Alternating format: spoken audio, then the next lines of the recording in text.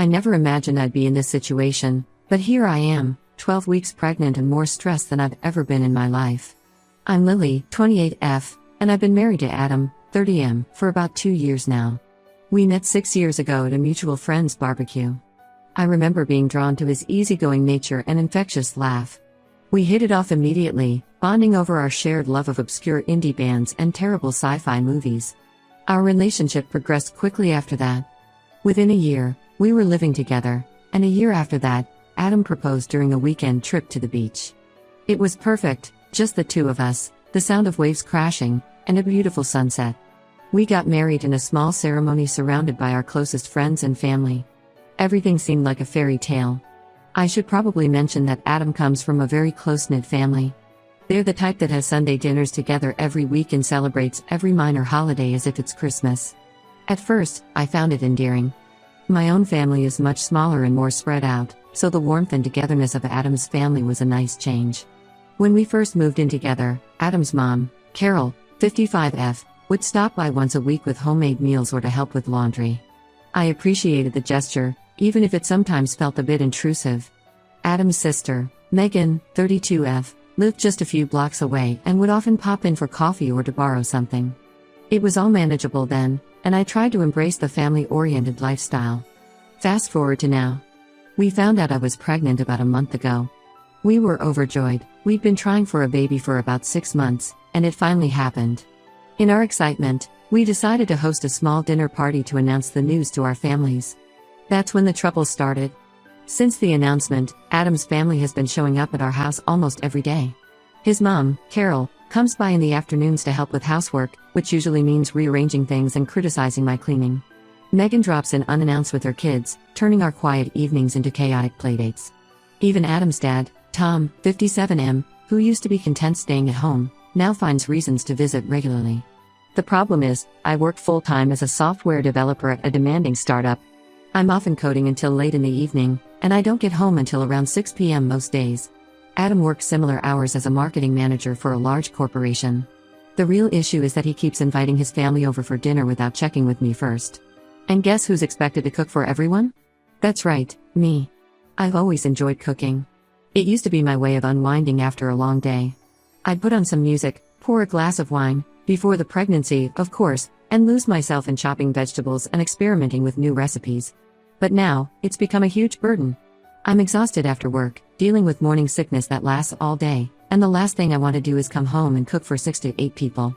Adam doesn't seem to understand how draining this is for me. He just expects me to whip up meals for his family at a moment's notice. When I try to explain that I'm too tired, he'll say something like, "Can't you just throw together a quick pasta dish?" As if feeding a crowd is no big deal. I've tried talking to Adam about this multiple times. I've explained how tired I am, how the constant visits are stressing me out, and how I need more time to rest. But he doesn't listen. He just says, "They're family, Lily. We can't turn them away." It's like he's completely blind to my needs. The situation is starting to affect my work. I'm falling behind on projects because I'm so exhausted all the time. My team leader has noticed and asked if everything was okay. I didn't know what to say. How do you explain that your husband's family is driving you to the brink of a breakdown? Last week, things came to a head. I had a particularly rough day at work. We were launching a new feature, and there were last-minute bugs that needed fixing. I didn't leave the office until 7 p.m., and I was feeling especially nauseous. All I wanted was to crawl into bed with some crackers and ginger ale. Instead, I came home to find Adam's parents, sister, brother-in-law, and their 2 kids all sitting in our living room. The kids were running around, screaming and knocking things over. Carol was in the kitchen, rifling through our cupboards and complaining about our lack of proper cooking utensils. Adam was lounging on the couch, beer in hand, looking completely relaxed. When he saw me, he cheerfully announced, "Look who's here." I told him you wouldn't mind whipping up dinner for everyone. That was the last straw. I lost it. I snapped at him, saying, "Then you can cook for them," and stormed off to our bedroom. Adam followed me, furious. He accused me of being disrespectful to his family and embarrassing him. We had a huge argument where he said I was trying to come between him and his family. I couldn't believe what I was hearing. All I wanted was some peace and time to rest during my pregnancy. The next day, I packed a bag and went to stay with my parents. They live about an hour away, in the same town where I grew up. Being back in my childhood home has been both comforting and strange. My mom, 59F, has been wonderfully supportive, making sure I eat properly and get enough rest.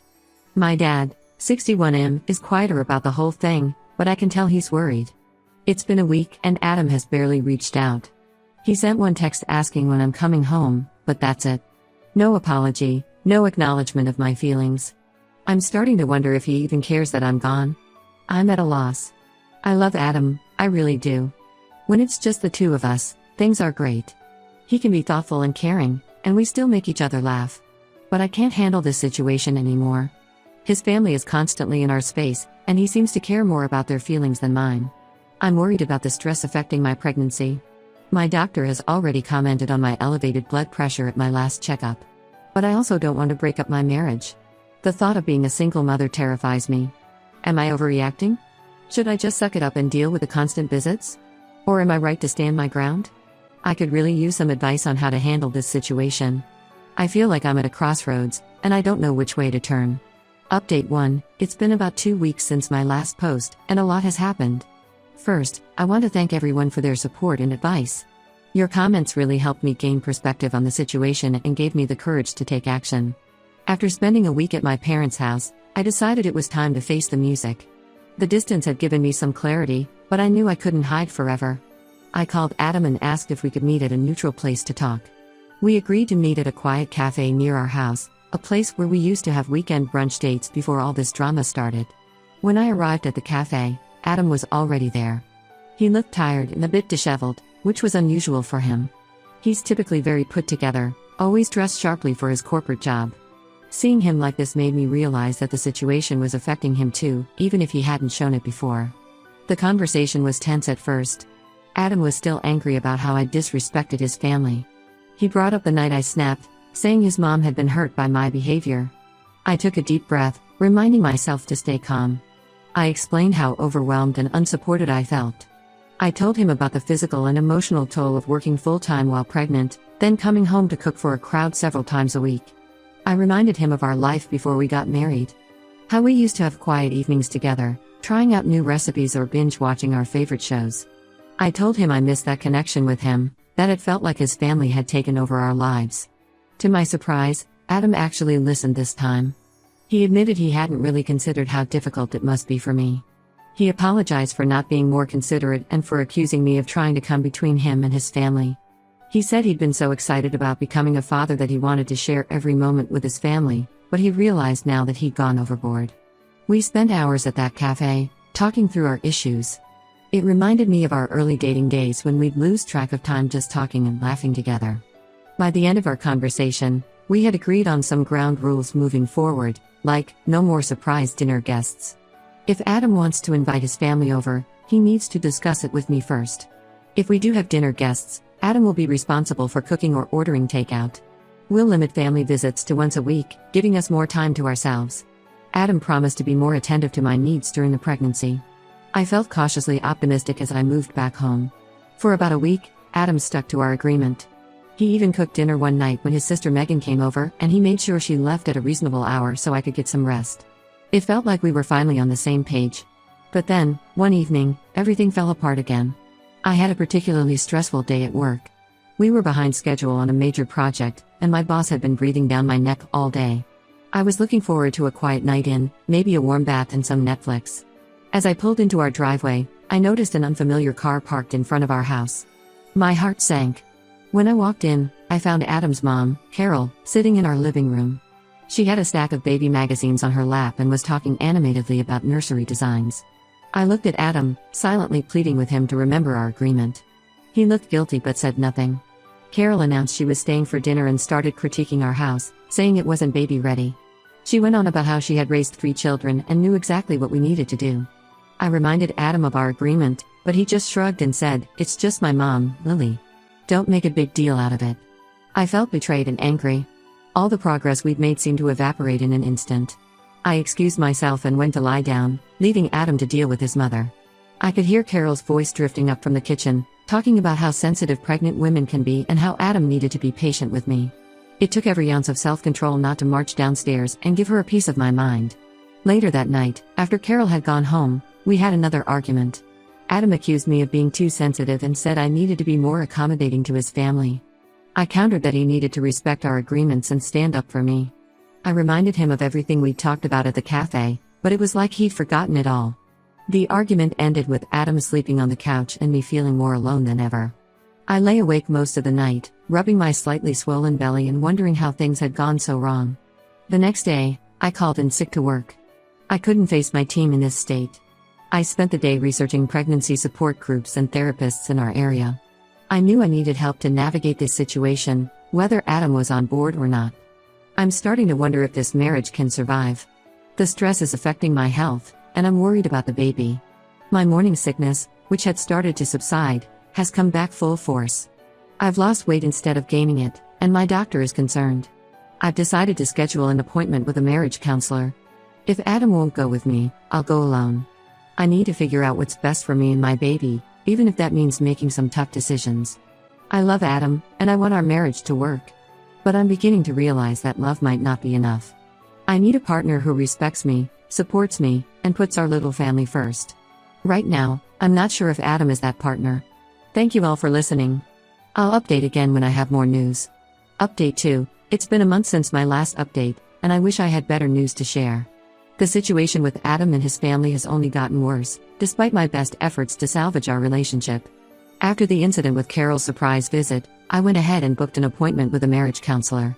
I told Adam about it and asked him to come with me. He reluctantly agreed, but on the day of the appointment, he called to say he couldn't make it due to a work emergency. I was disappointed but decided to go alone.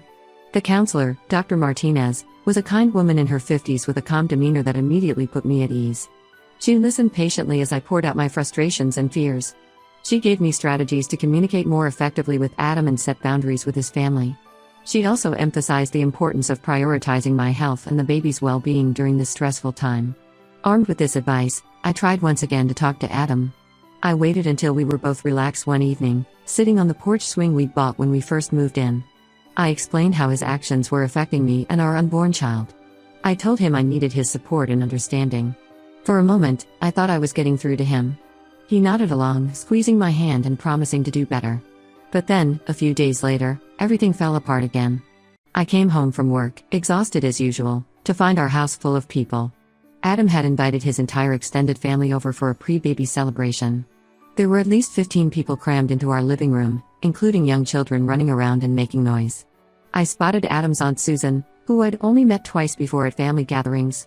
She was holding court in our kitchen, loudly proclaiming that she'd brought her famous casserole because she wasn't sure if I'd be up to cooking for everyone.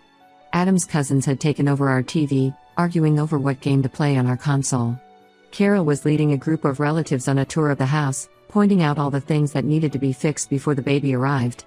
I was overwhelmed and felt a panic attack coming on. The noise, the crowd, the implied criticism of my homemaking skills, it was all too much. I retreated to our bedroom, trying to calm my racing heart and quell the nausea rising in my throat. Adam followed me, demanding to know why I wasn't joining the party. When I reminded him of our agreement and the stress this was causing me, he exploded. He accused me of being selfish and said I was ruining his joy over becoming a father. He said his family had always been close-knit and I was trying to change that. The argument escalated, with both of us saying hurtful things. In the heat of the moment, Adam shouted, "If you can't accept my family, maybe you shouldn't be part of it." Those words hit me like a ton of bricks. I realized then that nothing was going to change. No matter how many times we talked, no matter how many agreements we made, Adam would always prioritize his family's wishes over my needs. I packed a bag right then and there, ignoring the concerned looks from Adam's family as I walked out the door. I couldn't bear to go to my parents' house again. I didn't want to worry them any more than I already had. Instead, I called my sister, Emily, 34F, who lives about an hour away. She immediately told me to come over. I've been staying with Emily for the past week. She's been incredibly supportive, helping me process everything that's happened. She even took a few days off work to be with me, distracting me with silly movies and late-night ice cream sessions like when we were teenagers. I've decided to take some time apart from Adam. I need to focus on my health and the baby's well-being. I've asked Adam not to contact me for a while, and surprisingly, he's respected that wish. The only message I've received from him was a brief text asking if I was safe and if the baby was okay. I appreciated that he asked, but it also hurt that he didn't seem to care about my emotional state. I'm now 18 weeks pregnant and starting to show. Emily went with me to my latest doctor's appointment, holding my hand as we listened to the baby's heartbeat. It breaks my heart that what should be a joyous time has turned into such a nightmare. I'm considering my options moving forward, including the possibility of separation or divorce. It's not what I wanted, but I have to do what's best for me and my child. I've scheduled another appointment with Dr. Martinez to help me navigate this difficult time.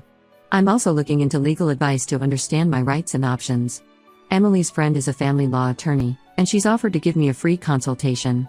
For now, I'm taking things one day at a time. I'm trying to eat well, get enough rest, and stay positive for the baby's sake. Emily has been amazing, helping me set up a small space in her guest room as a temporary nursery. We've been shopping for maternity clothes and baby essentials, trying to focus on the joy of preparing for the baby's arrival rather than the sadness of my current situation. Thank you all for your continued support. Your kind words and advice have been a lifeline during this difficult time. I'll update again when I have more news. Update 3. It's been 2 months since my last update, and I'm now 26 weeks pregnant. A lot has changed, and I wanted to share the latest developments with you all.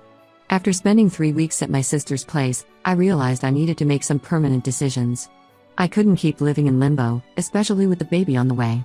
I reached out to Adam and asked if we could meet to discuss our future. We met at the park where he proposed to me. It seemed fitting somehow, to come full circle to where our journey together began. The conversation was difficult, but necessary. Adam seemed different, more subdued and reflective. He told me he'd been doing a lot of thinking while I was gone. To my surprise, he apologized sincerely for his behavior. He admitted that he'd been so caught up in his excitement about becoming a father that he'd neglected my needs and feelings. He said he'd had long talks with his parents and sister, and they all realized how overwhelming their constant presence had been for me. Adam shared that he'd started seeing a therapist on his own, which honestly shocked me. He'd always been skeptical of therapy, saying it was for weak people. Hearing that he'd taken this step on his own showed me he was serious about changing. He asked if I would consider coming back home, promising things would be different. He said he'd set clear boundaries with his family, limiting their visits to once a week and always with advance notice. He also promised to take on more responsibility around the house, including cooking when we have guests. I was cautiously optimistic but still hesitant. I told Adam I needed more time to think about it. I went back to my sister's place and spent the next few days weighing my options. Emily was supportive but cautious, reminding me to put myself and the baby first, whatever I decided. After much consideration and discussions with my sister and Dr. Martinez, I decided to give our marriage another chance. I moved back home last week, and so far, Adam has been true to his word. His family hasn't visited once without calling ahead first. When his parents did come over for dinner last weekend, Adam cooked the entire meal himself. It wasn't perfect, the chicken was a bit dry and the vegetables overcooked, but the effort meant a lot to me. We've also been attending couples counseling together, which has been helping us communicate better and understand each other's perspectives. It's not always easy, and we've had a few heated moments during sessions, but we're both committed to making it work. I'm cautiously hopeful about our future. The baby is due in about 3 months, and I'm starting to feel excited again rather than stressed. We've been working on the nursery together, and it feels like we're finally on the same team. Adam has been much more attentive to my needs. He's been coming to all my prenatal appointments, asking questions, and taking notes. He even signed us up for a childbirth class, something I never thought he'd be interested in. His family has also made efforts to respect our boundaries. Carol called to apologize for her behavior, admitting she had been overbearing in her excitement about becoming a grandmother. She asked how she could support us better, which was a huge step forward. I know we still have a long way to go, and I'm staying vigilant to ensure Adam continues to respect my boundaries. But for now, I'm choosing to focus on the positive changes and hope for a brighter future for our little family. Thank you all for your support throughout this difficult journey. Your advice and encouragement have been invaluable. I'll post another update after the baby arrives. Wish us luck.